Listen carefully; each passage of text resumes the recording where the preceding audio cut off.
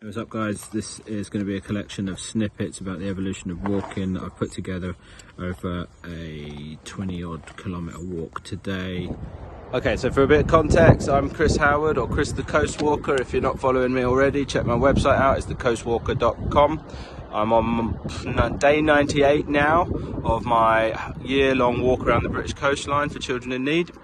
I'm supported by Cotswold Outdoor and they've helped me out a lot with my kit. This video is going to be all about the evolution of walking and how I see walking and how I literally use my feet and legs and the form that I think about, and how we all as human beings have evolved naturally into doing what we do.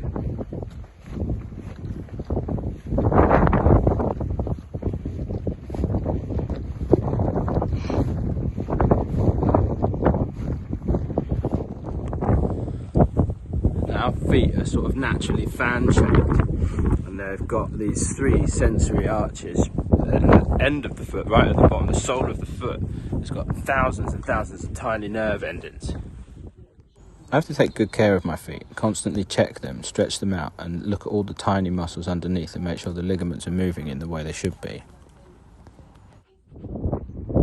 So most supportive shoes, running trainers, walking boots, they really manipulate the natural foot and the way it shapes and forms around the ground and how that informs your walking style, because you've got nothing to communicate through your feet and the nerve endings into your ankle, which supports and absorbs shock, and then up into your knee, which helps if it stays in alignment with a barefoot style, and then into your hip. That all translates and that all enables us to walk more efficiently as human beings.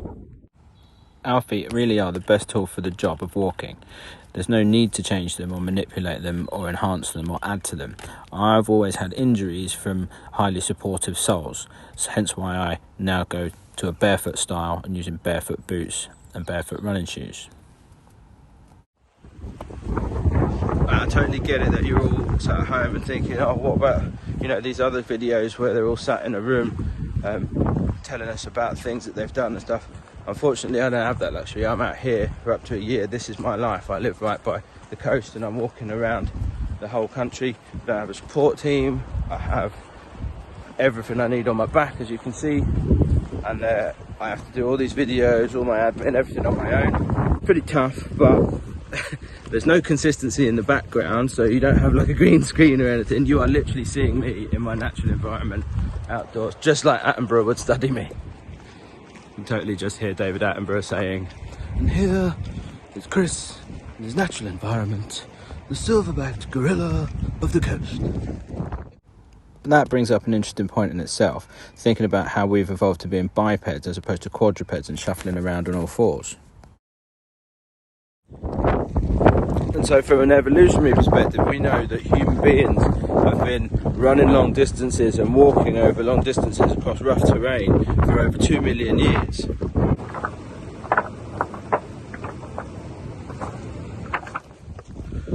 Now, we've always run and chased animals and prey and things like that, but actually we haven't really needed endurance to do that and chase them down. All we've needed to do is be able to run long enough in packs, like wolves, enough to wear an animal down until it gets tired enough that we can surround it and catch it. That doesn't make any difference to me, but the evolutionary process does. How my feet work, how my legs work, how my hip and the rest of my body, how my nuchal ligament in my neck forces my head forward and keeps my head upright with my binocular vision and able to look forward. All of those things make us efficient walkers and movers as humans. Every day for me is a different environment or terrain. So I could be on sand dunes like now, or I could be on scrambling over rocks, large pebbles, through streams, muddy paths. I could go back onto a concrete road, which is the worst, to be honest.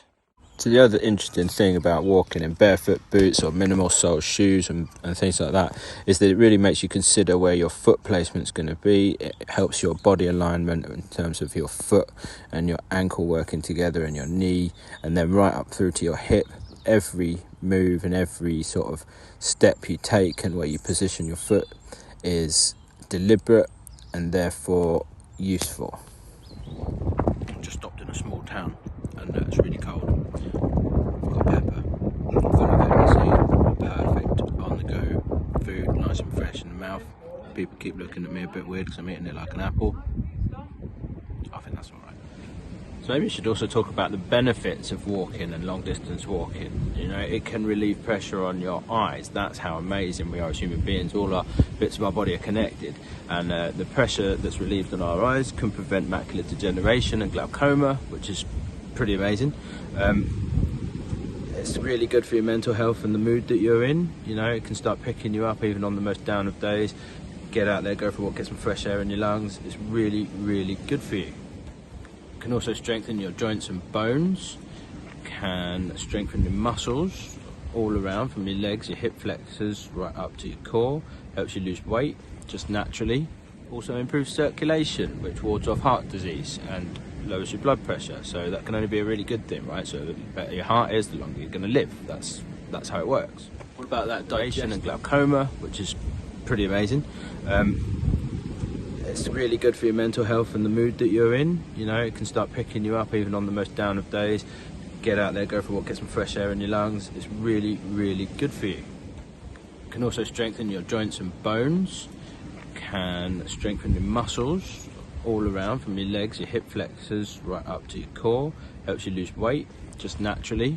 Also improves circulation, which wards off heart disease and lowers your blood pressure, so that can only be a really good thing, right? So the better your heart is, the longer you're going to live. That's how it works. What about that digestive walk after having something to eat? You know, you go out after a big meal, after a Sunday roast maybe, and it might be cold outside, you go for a nice long walk and you feel like all that food is completely digested and you've got rid of that heavy feeling, that bloated feeling. That's walking. That's what that does for you. Every time you go for a walk, there is nothing that's not beneficial to your health and your mental well-being. So that's the end of this little video, guys. I just wanted to put that together for you. I could probably go into a lot more depth and into a lot more detail, and if you want me to do that, or you want to talk about something specific, you're welcome to email me through my website, which you had earlier, it's coastwalker.com.